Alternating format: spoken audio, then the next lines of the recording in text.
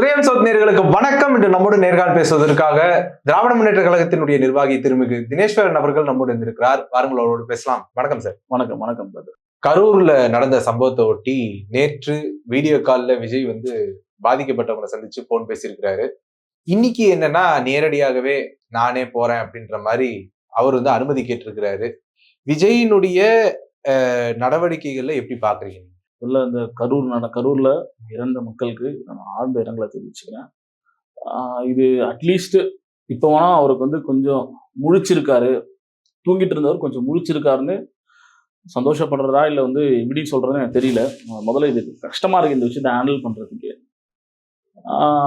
விஜய் அவரோட வார்த்தையிலேருந்தே முரண்பட்டுக்கிட்டு இருக்காருன்றது இந்த விஷயத்துல தெரிய வருது. தாவேகா அவங்களோட வார்த்தையிலேருந்தே முரண்பட்டு இருக்குன்றது இந்த அவர்கள் கொடுத்த இன்னைக்கு அவங்க எடுத்திருக்க முடிவுல தெரிய வருது. காரணம், அவங்க என்ன சொன்னாங்கன்னா, திமுக எங்களை அனுமதிக்கல, விஜய் அந்த மக்களை சந்திக்கிறதுக்கு திமுக அனுமதிக்கலன்னு தான் ஃபர்ஸ்ட் எல்லாரும் சொல்லிட்டு இருந்தாங்க. சோசியல் மீடியா இன்ஃப்ளூயன்ஸா இருக்கவனுங்க, காசை வாங்கிட்டு விஜய்க்காக கதறவனுங்க எல்லாரும் இதுதான் பேசிக்கிட்டு இருந்தாங்க. ஆனா இப்பதான் விஜய் பார்க்கறதுக்கு அனுமதி கேட்கிறாருன்றது இந்த தற்கொலைகள் புரிஞ்சுக்கணும். ஏன் அவங்க தற்கொலைகள் சொல்றீங்க? எந்த அறிவுமே இல்ல. அவங்க ஊடகவியலாளர்கள் இல்ல. காசு வாங்கிட்டு நீங்க சவுக்கு சங்கரை நீங்க ஊடகவியலாளர்னு சொல்றீங்களா? ஃபெலிக்ஸை ஊடகவியலாளர்னு சொல்றீங்களா? ஏங்க செத்து மடுகிட்டு இருக்கான், அது எனக்கு சந்தோஷம்னு சொல்றவன் நீங்க ஊடகவியலாளர்னா நீங்க அவன் மனுஷனே கிடையாதுன்னு சொல்றேன். அவனை நீங்க அவனுக்காக யாரு சந்தோஷமா இருக்குன்னு சொன்னாங்க? சவுக்கு சங்கர் சொல்லலையா? 41 பேர். ஆமா, இதே 41 பேர் இறந்தது நல்லது, விஜய்க்கு இப்ப வேணா அறிவு வரும்னு சொன்னாரா இல்லையா? இந்த வார்த்தை அவர் சொன்னாரா இல்லையா? அப்ப அது என்ன மீன்? அது என்ன அந்த பாடி டோன் என்று சிரிச்சுக்கிட்டு ஒருத்தன் செத்து மடிஞ்சுக்கிட்டு அதுல நான் சந்தோஷமா இருக்கிற பாடி டோனை நீ காட்டுறவன் நீ மனுஷனே கிடையாதுங்க. அவனுக்காகலாம் நீ வக்காலத்து வாங்காதீங்க. இதை தாண்டி என்ன சொல்ல வரேன்னா, நீ விஜய் போய் மக்களை போய் பார்க்கட்டும், இறந்தவங்களுக்கு ஆறுதல் சொல்லுங்கன்னு நாங்க சொல்றோம். இந்த இடத்துல நான் வாங்கலங்க. நான் என்ன கேக்குறேன்னா ஊடகவியலாளர்கள எதுக்கு கைது பண்ணி அவசரமா ஏன் கைது பண்ணி உள்ள அடைக்கிறோம்? உங்களை எல்லாரையும் கைது பண்ணல. ஊடகவியலாளர் எவ்வளோ பேர் செயல்பட்டு திமுக மேல விமர்சனம் வைக்கிறாங்க. விமர்சனங்களை ஏத்துக்கலாங்க. அவதூற செய்யாத, மக்களை இன்னும் பதட்டம் அடைய வைக்காத, மக்களை திசை திருப்பாத, பொய் சொல்லாதன்னு சொல்றோம். அவ்வளவுதானே. எல்லாருமே கைது பண்ணிட்டாங்களா? 100-150 வீடியோ செஞ்சிருக்கு. எல்லாருமே கைது பண்ணிட்டோமா? யாரு முன்னுக்கு பிறனா முரணா பேசுறான் அவ்வளவுதானே கைது செய்யறோம். அதை செய்யவே கூடாது, அப்படியே விட்டுணும், என்ன வேணாலும் ஆகட்டும் விட்டுட்டுமா? அது கருத்து சுதந்திர பறிப்புன்னு சொல்றாங்களே. அவங்க கருத்து சொல்லுங்க, அநியாயமா பொய்யே பேசாதீங்கன்னு சொல்றோம். பொய்ய பேசி மக்களை இன்னும் திசை திருப்பி அவங்கள அந்த இறப்புல குளிர் காயாதீங்க, அந்த இழப்பை வச்சு உங்களுக்கு நீங்க வயிறு வளர்த்துக்காதீங்கன்னு சொல்றோம். அதுதான் அப்படியாப்பட்ட ஆட்களை மட்டும் தான் கைது பண்ணிருக்காங்களே தவிர எல்லாரையும் நீ கைது எவ்வளவு பேர் எங்களுக்கு முரணா பேசியிருக்காங்க, அவங்களெல்லாம் கைது செய்யலையே. அதுக்கும் வித்தியாசம் இருக்கு. எல்லாரையும் கைது பண்றதுன்னு அவசியம் எங்களுக்கு கிடையாது. மக்களுக்கு பதட்டமான சூழ்நிலையை தேவையில்லாத இன்னும் அதை மக்களை அசிங்கமான அரசியலை கொண்டு போய் சேர்க்கிறது, அப்படியே பண்ணாலும் கைது செய்யணும்.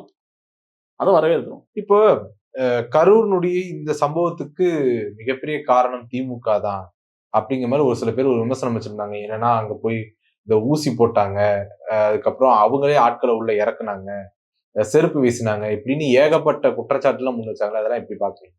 கரூர்ல விஜய் அங்க வர வச்சது திமுக, அந்த பஸ்ஸை டிசைன் பண்ணது திமுக, கூட்டத்தை வர வச்சது திமுக, விஜய் திமுகல விஜய் கட்சியினுடைய பொதுச் செயலாளர். கரெக்டுங்களா? ஏங்க, தாவேகா ஒரு கட்சி உருவாகுது, 2 வருஷத்துக்கு முன்னாடி உருவாகுது. நீ மாநாடு போடுற, மாநாடுலே பல பேர் மயக்கம் அடைஞ்சாங்க, எத்தனையோ பேர் செத்தாங்க. ஃபர்ஸ்ட் நீ அவரை போய் அவங்க இறந்தாங்க, முதல் மாநாட்டில் இறந்தாங்க, அவங்கள போய் பார்த்தாரா? 2வது மாநாட்டில் 2-3 பேர் இறந்தாங்க, அவங்கள போய் பார்த்தாரா? அங்க மயக்கம் அடைஞ்சாங்க. நான் என்ன சொல்றேன், இது 3வது நிகழ்ச்சியோ 4வது நிகழ்ச்சியோ, அந்த 3 நிகழ்ச்சியில எதுவுமே நடக்கலையா? எதுவுமே நடக்கல, யாருக்குமே எந்த பாதிப்புமே ஆகலையா? நடந்துச்சு. இதே நாமக்கல்ல அது காலையில அவர் பேசிட்டு மதியம் தான் ஈவினிங் நைட் அங்க வர்றாரு. நாமக்கல்ல எவ்வளவு பேருக்கு மயக்கமாச்சு, ஹாஸ்பிட்டல்ல இருந்தாங்க, அங்க எதுவுமே நடக்கல, கரூர்ல மட்டும்தான் நடந்துச்சுன்ற மாதிரி ஒரு சித்தரிச்சு திமுக மேல அவதூறம் பரப்புறது நீங்க. நான் என்ன சொல்றேன், சரி திமுக விட்டுருங்க, திமுக ஊடகத்தை கூட விட்டுடுங்க.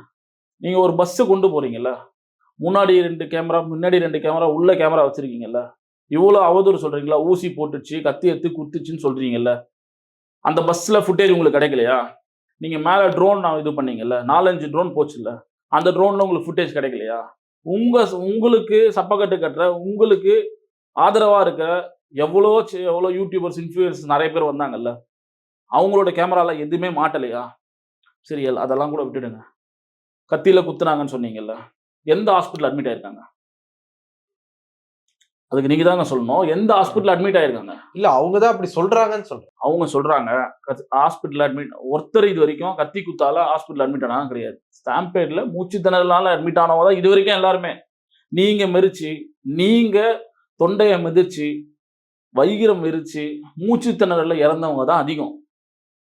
கத்தி குத்தியோ, இல்ல வந்து ஸ்ப்ரே அடிச்சோ, இந்த மாதிரி அவதூறுகள அள்ளி வீசி திமுகவின் புகழையோ, இல்ல திமுகவா அததான் செஞ்சதுன்னு நீங்க சொல்றதையோ, மக்கள் வந்து இத புரிஞ்சுக்கணும்.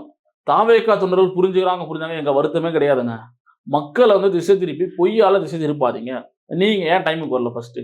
ஏன் ஃபர்ஸ்ட்டு நீங்க டைமுக்கு வரலன்றது நீங்க இதுவரைக்கும் பேசுனீங்களா? ஊடகத்துல இருக்கவங்க யாருனா பேசுனீங்களா? பேசல. 8:45க்கு நாமக்கல்ல இருக்கிறேன்னு சொன்ன விஜய் 8:30 மணிக்கு அவரோட பனையூர் இல்லத்துல இருந்து கிளம்புனாரு. இதுவரைக்கும் ஏன் பேசுனீங்களா? நீ வந்து 8:30 மணிக்கு வரேன்னா முன்னாள் நைட்டு 10 மணி நேரம், 12 மணி நேரம் உன் தொண்டர்கள் காத்துக்கிட்டு இருக்கான். அத பத்தி உனக்கு கவலை இல்ல. நீ தலைவனா இருந்தா அத பத்தி நீ யோசிப்ப. நீ இதுவரைக்குமே ஒரு நடிகனா இருந்துகிட்டு மக்கள் ரசிகனை செத்தாலும் பரவால்ல, வாழ்ந்தாலும் பரவால்ல, மடிஞ்சாலும் பரவால்லன்ட்டு நீ இங்க இருந்து நீ கிளம்பி போயிட்டு, சரி ஓகேங்க. கிளம்புற அட்லீஸ்ட் என்ன பண்ணியிருக்கணும்? ஒரு பாயிண்ட் வந்து போலீஸ் சொல்லுது. ஏங்க இதுக்கு மேல நீங்க போனீங்கன்னா, அங்க ஸ்டாம்பேட் கண்டிப்பா நடக்கும். பெரிய கேஷுவாலிட்டி நடக்க போது. நீங்க முன்னாடியே நில்லுங்கன்னு சொல்றாங்க. அத நீங்க மதிச்சீங்களா ஃபர்ஸ்ட்டு? நீங்க அவதூறு பேசுறதுக்கு திமுகவாக இத நடத்துச்சு. உங்க கட்சி நடத்துதுங்க. திருப்பியும் நான் முன்னாடி சொன்னதுதான். போலீஸ் உனக்கு பந்தோபஸ்து தான் குடுக்கும். போலீஸே நிகழ்ச்சி நடக்கணும்னா கட்சிய கலைச்சிடுறா. கட்சிய கலைச்சு போலீஸ்கிட்ட உன் கட்சிய குடுத்துரு. உன் கட்சிய போலீஸ் டிசைன் பண்ணி குடுக்கும். என்ன அசிங்கமான அருவருப்பான வாதமா இல்லையா இது? நீ நடத்தின நிகழ்ச்சியில, நீ ஏற்பாடு பண்ண நிகழ்ச்சியில அங்க போய் செத்து மடிஞ்சிருக்கான். அவன போய் பார்க்கறதுக்கு துப்பு இல்ல, திராணி இல்ல. மக்கள போய் பார்க்கறதுக்கு உனக்கு தைரியம் இல்ல. இப்ப பார்க்க போறேன்னு சொல்றாரு அவரு. இப்ப பார்க்க போறேன்னு சொல்றாருல்ல அவரு. செத்து போய் 11 நாள் கழிச்சு போய் பார்ப்பீங்களாங்க? இந்த வார்த்தைய சொல்றதுக்கு மன்னிச்சுக்கங்க. உங்க வீட்ல ஒரு இழப்பு. 10 நாள் எங்கேயோ போய் உட்கார்ந்துருவீங்களா? 10 நாள் எங்கேயோ போய் உட்கார்ந்துருவீங்களா? 10 நாள் கழிச்சு தான் வருவீங்களா? முடியாது. அப்படி இருக்கும். அப்புறம் நான் விஜய கேட்கிறேன். உங்கள கேட்கல. விஜய கேட்கிறேன். அவர் வீட்ல ஏதோ ஒரு இழப்பு ஆயிடுச்சுங்க. அவர் ஓடி போய் ஒளிஞ்சிருவாரா? பனையூர்ல போய் உட்கார்ந்துருவாரா? இல்ல உன்ன 2வது வீட்ல போய் உட்கார்ந்துருவாரா? கிடையாதுல்ல. அப்ப களத்துல நிப்பார்ல. அவர் அந்த இடத்துல நிப்பார்ல. ஆறுதல் சொல்லுவார்ல. நீ அவரோட கட்சி தொண்டர்ல ஒரு கட்சி தொண்டர்களாவோ, அவரோட உறவாவோ பார்க்காம, எவனோ ஒருத்தன் இறந்துட்டான் நீ பார்த்ததன் விளைவு தானே நீ போய் 10 நாள் கழிச்சு போய் பார்க்குற. உனக்கு தைரியம் இருந்தா உன்னோட உறவாவோ, உன்னோட உறுப்பாவோ நீ நினைச்சுனா போய் பார்த்திருப்ப. தலைவர் போறாரு, இவரு போறாரு, அவரு போறாரு. நீ ஏன் போலன்னு சொல்றா ஃபர்ஸ்ட்டு? நீ போகாததுக்கு காரணம் சொல்றா. நீ ஏன் லேட்டா வந்தன்னு போனா காரணம் சொல்றா. மறுபடியும் சட்ட ஒழுங்கு பிரச்சனை வரும் அப்படின்னு சில பேர்லாம் கருத்து சொல்றாங்க. ஏன்னா வந்து அங்க போனா மறுபடியும் கூட்டம் கூடுறதுக்கான வாய்ப்பு இருக்கு. ஏதாவது அசம்பாவிதங்கள் நடக்கிறதுக்கு வாய்ப்பு இருக்கு. அதனால கூட நான் போகல அப்படிங்கிற மாதிரி கூட யோசிக்கிறாங்க. எல்லாமே பொய். அவர் வந்து கரூர்ல இருந்து போய் பைபாஸ்ல வெயிட் பண்ணாரு. ஆதாரம் இருக்கா? பைபாஸ்ல வெயிட் பண்ணாருன்னு நிறைய இந்த சவுக்கு சங்கர் மாதிரி ஆட்கள் வந்து பிலிக்ஸ் மாதிரி ஆட்கள்லாம் சொல்லிட்டு இருந்தாங்க. அங்க போய் வெயிட் பண்ணாரு. என்ன ஆதாரம் இருக்கு? இவனுங்க சொல்றானுங்க ஏதோ இவனுங்க தாவேகா கட்சியினுடைய ஸ்போக்ஸ் பர்சன் கூட அப்படி பேசலங்க. அவனுங்க சொல்றானுங்க இந்த 2 பேர் 3 பேர் பேசுறானுங்க. அவர் வந்து வெயிட் பண்ணாரு, அங்க போறதுக்கு இருந்தாரு, முதலமைச்சர் தடுத்துட்டாருன்னு சொல்றானுங்க விட்டா. அது எந்த விதத்துல நியாயம்? நீ போய் பாரு, உன் கட்சிக்காரன் இறந்துட்டான். சரி இதுக்கு போலங்க. இதுல வந்து அசனபாயுதம் வந்துடும். சரி ஓகே, நீ ஏதோ ஒன்று சொல்ற, ஏதோ ஒரு வாதத்துல ஏதோ சொல்ற. இதுக்கு முன்னாடி ஒரு மாவட்ட செயலாளர் ஒருத்தன் செத்தான், ஞாபகம் இருக்குங்களா? அதுக்கே இவன் போலயே. மாவட்ட செயலாளர் செத்ததுக்கே போலனா அவன் தொண்டை செத்ததுக்கு எப்படி போவான்? அதை எதிர்பார்க்கறது நீங்களும் தப்பு, நான் எதிர்பார்க்கறதும் தப்பு தான். இப்ப தாவேகாவுடைய பொறுப்பாளர் ஒருத்தர் வந்து எடப்பாடி பழனிசாமியினுடைய வருகைக்கு வரவேற்பு சொல்லி ஒரு பேனர் ஒண்ணு போட்டிருந்தாரு. அப்புறம் வந்து தாவேகாவுடைய கொடிகள் 2 கொடிகள் வந்து எடப்பாடி பழனிசாமி மாநாட்டுல வந்து பறக்குது அப்படிங்கிறப்ப அதை எப்படி பாக்குறீங்க? எதை தின்னா பித்தங்களையும் அப்படிதான் இவங்க நிலைமை. நான் என்ன சொல்றேன்னா, திமுகவை எதிர்க்கிறதுக்கு 1000 வழி இருக்கு. திமுக கொள்கையை எதிர்த்துக்கோ, திமுக செயல்பாட்டை எடுத்துக்கோ, என்ன வேணாலும் பண்ணிக்கோ. எடப்பாடி காசு கொடுத்து தாவேகத்தினோட 4 பேரை பேனர் வைனா வைக்கதான் செய்வான். 2 பேரை கூட்டுவானா வரதான் செய்வான். வந்து கொடி ஆட்டினா ஆட்ட போறான். ஏங்க அவர் வந்து இந்த ஆம்புலன்ஸ் கலாச்சாரத்தை நீங்க ஃபர்ஸ்ட் ஒரு என்ன இந்த சமூகம் நம்மளுக்கு என்ன சொல்லி கொடுத்துன்னா, ஆம்புலன்ஸ் வந்தா வழி விடுறாயே, ஏதோ நடக்க ஏதோ போகுது, ஏதோ எவனோ ஒருத்தன் அடிபட்டு இருப்பான், அவனை காப்பாற்ற போகுது. இல்ல ஏதோ யாரோ ஆயிடுச்சு நம்ம எட்டி பார்க்கறதோ அதெல்லாம் எவனா ஒருத்தர் செஞ்சா கூட பட்டுன்னு அடிப்போம். ஏதோ ஒன்று இப்போ வழி விடுன்னு சொல்லுவோம். இந்த ஆம்புலன்ஸ் வந்தா எதுக்கோ போறான்டான்னு இப்ப சொல்றதுக்கு ஒரு காரணமானது எடப்பாடி. அரசியலா பண்றாங்க அப்படின்னு. அது வேணும்னே கூட்டத்தை வந்து டிஸ்டர்ப் பண்றாங்க அப்படிங்கிற மாதிரி பேசி திமுக கூட்டத்து வரைக்கும் ஆம்புலன்ஸ் வந்தது இல்லையா? எங்க தலைவர் பேசுறப்ப ஆம்புலன்ஸ் வந்தது இல்லையா? எங்க மாவட்ட செயலாளரோ இல்ல எவ்வளவோ கூட்டத்துல ஆம்புலன்ஸ் வருங்க. ஆம்புலன்ஸ் வந்தா வழி விடுன்னு சொல்ற காலம் போய் இப்போ வந்து ஐயோ என்ன பாரு அப்படின்னு சொல்ற காலம் போயிட்டு ஐயோ அதை விடாத வழி விடாத வேற எங்கன்னா அனுப்புடான்னு சொல்ற லெவலுக்கு கொண்டு வந்தது அதிமுக பொதுச் செயலாளரோட கீழ்த்தரமான அரசியல்னு சொல்றோம். இதை வந்து நீங்க அவங்க கூட்டு சேர்றாங்க. அதுக்காக தான் எடப்பாடி வரிஞ்சு கட்டிக்கிட்டு தாவேகாவோட அட்வொகேட் மாதிரி ஒரு இடத்துலயும் இன்டர்வியூ கொடுத்துக்கிட்டு இருந்தாரு. அவரோட ஆசை நிறைவேறதோ இல்லையோ அடுத்து அது அவர் ஆசைக்காக ஒரு 4 பேரை காசு கொடுத்து வர வச்சுட்டாங்க. அது சோசியல் மீடியாலாம் கூட வந்துச்சுங்க. பிஜேபியினுடைய ஆதரவு பத்திரிகையாளர்கள் சில பேர்ல இருந்து பிஜேபியினுடைய ராஜா வரைக்கும் நாங்க விஜய்க்கு ஆதரவா நிப்போம் அப்படின்னு சொல்லி நிக்கிறாங்க இல்லைங்களா? அவங்க விஜய் பின்னாடி நிக்க வேண்டிய தேவை என்ன? விஜய் தப்பு பண்ணிட்டாரு, தஞ்சம் அடையதுக்கு ஒரு இடம் வேணும், போய் அடைஞ்சிட்டாருன்னு தான் மக்களுக்கு நாங்க தெளிவுபடுத்துறோம். இது வரைக்கும் பிஜேபி கூட நாங்க சேரல, பிஜேபி கூட நாங்க கூட்டுக்கு போல, எங்க கொள்கை எதிரி வந்து பிஜேபி தான், கொள்கை எதிரி வந்து எங்களுக்கு பிஜேபி தான் கொள்கை எதிரி, பெரியார் தான் எங்க கொள்கை தலைவர்னு சொன்ன நீங்க இப்ப அங்க போய் தஞ்சம் அடைகிறதுக்கான காரணம் என்ன? ஆதவர்னா டெல்லிக்கு போனதுக்கான காரணம் என்ன? காங்கிரஸ் தலைவர்களை நேரடியா சந்திச்சுன்ற மாதிரி சொல்றாரு. பிஜேபி தலைவர்களை சந்திச்சுன்றது நியூஸா வெளியே வந்துருச்சு. அமித்ஷா பிஜேபி இவர்கிட்ட பேசினாரு, பிஜேபியினுடைய அமித்ஷா வந்து விஜய் கிட்ட பேசினாருன்றது நியூஸா தகவலா வந்திருக்கு. குருமூர்த்தியை போய் பார்த்தாங்கன்றதும் தகவலா வந்திருக்கு. ஆனா காங்கிரஸ் சம்பந்தப்பட்டவங்களை ஏன் இது வரைக்கும் உங்களுக்கு அந்த மாதிரி தகவல் எதாவது வெளில வந்திருக்குங்களா? நியூஸ் வந்திருக்கு, வரல. அப்படி எந்த நியூஸ் வந்து விஜயினுடைய ஆட்கள் அவங்களா திசை திருப்பத்துக்காக சொன்னாங்க. அவங்க காங்கிரஸ் தலைவரை சந்திக்கிற போது என்ன சொல்றாங்க அப்படின்னா, பாஜகவோட நாங்க கூட்டணி ஏற்படுத்துற சூழல் வந்துச்சு அப்படின்னா இவங்க அரசு கிரெடிபிலிட்டி போயிடும் அப்படிங்கிற மாதிரி அவங்க பயப்படுறாங்க. அவங்க அதுதாங்க நாங்களும் சொல்றோம். ஒரு நீ தப்ப செஞ்சுட்டேன்றதுக்காக பிஜேபி கிட்ட போய் தஞ்சம் அடையிறத நீ வந்து டைரக்டா களத்துல போய் நின்று மக்களை சந்திச்சு மன்னிச்சுன்னு சொல்லிட்டு போறதுல என்ன நீ குறைஞ்சிட போற? உன் கர்வம் குறைஞ்சிடும், உன்னோட இமேஜ் குறைஞ்சிடும். நீ ஒரு மன்னிப்பு கேட்கறது என்னங்க ஆயிட போற? நீ மன்னிப்பு கேட்டு மக்களை போய் சந்திச்சுட்டு போ.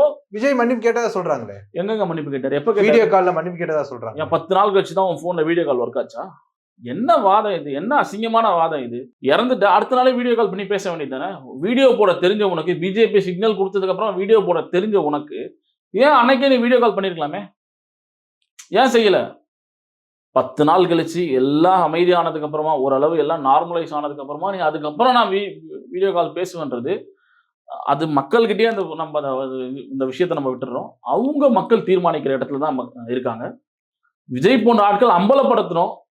அவர் செஞ்ச தப்புக்கு அவர் மன்னிப்பு கேட்டு மக்கள்கிட்ட போகணும்னு தான் சொல்றமே தவிர நீ மக்கள்கிட்ட போகக்கூடாதுன்னு திமுக ஒருபோதும் சொல்லல. நீ வந்து பிஜேபி கூட கள்ள கூட்டணி வச்சு அது உன்னோட விருப்பம். அது உன்னோட கட்சி சம்பந்தப்பட்ட விஷயம். பொய் சொல்லிட்டு பிஜேபி கிட்ட போகாத.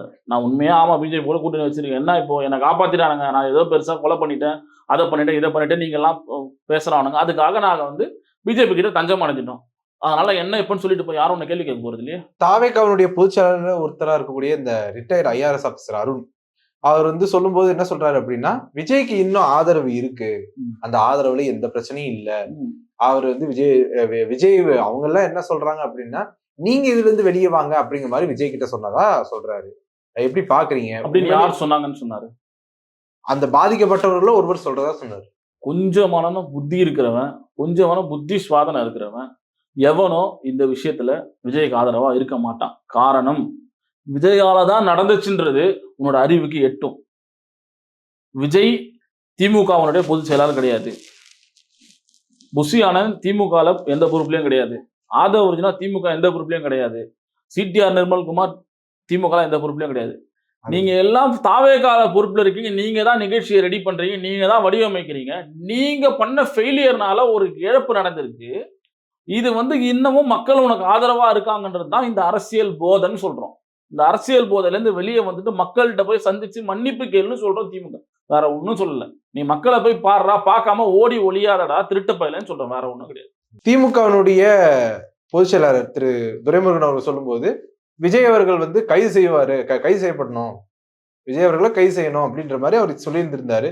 திமுக இருக்கக்கூடிய பல பேர் அதான் சொன்னாங்க, விஜய் நாங்க கைது செய்வோம் அப்படின்னு சொன்னாங்க. ஆனா வழக்கு பதிவு செஞ்சு கைது செய்வோம்னு சொன்ன புஷி ஆனந்தியோ அல்லது சிடி நிர்மல்குமாரையோ ஏன் இன்ன வரைக்குமே கைது பண்ணாம வச்சிருக்கீங்க? தனிப்படை 3 அமைச்சிருக்கோம். அவனுங்க ஃபோன் சுவிட்ச் ஆஃப், திருட்டுத்தனமா கடல்லயோ, மலையிலயோ போய் ஒளிஞ்சுகிட்டு இருக்கானுங்க. கண்டிப்பா புடிக்காம இருக்கமா. அந்த கேஸ்ல யார் இருக்காங்களோ, சட்டப்படி கண்டிப்பா தண்டனை வாங்கி தரும் திமுக வாங்கி தரும். நாங்க ஜெயலலிதா கிடையாதுங்க. நைட்டோட நைட்டா அவன அரெஸ்ட் பண்ணி அவன் மேல ஒரு நோ. சட்டப்படி போராடுவோம். சட்டப்படி இந்த விஷயத்துல அதுக்கான நீதி, அந்த 41 உயிருக்கான நீதிய திமுக கண்டிப்பா பெற்றுத் தரும். விஜய் அவர்களுக்கு வந்து பாதுகாப்பு அளவுல ரொம்ப குறைபாடுகள் இருந்தது அப்படிங்கிற மாதிரி ஒரு விமர்சனம் வந்து பரவலா போய்கிட்டு இருக்குது. தாவேகாவுடைய ஆதரவாளர்கள் இருக்கக்கூடியவங்க எல்லாம் அதான் முன் வச்சிட்டு இருக்காங்க. பாதுகாப்பு விஷயத்துல ஒரு குறைபாடு ரொம்ப அதிகமா இருந்தது அப்படின்னு தான் சொல்றாங்க. எப்படி பாக்குறீங்க?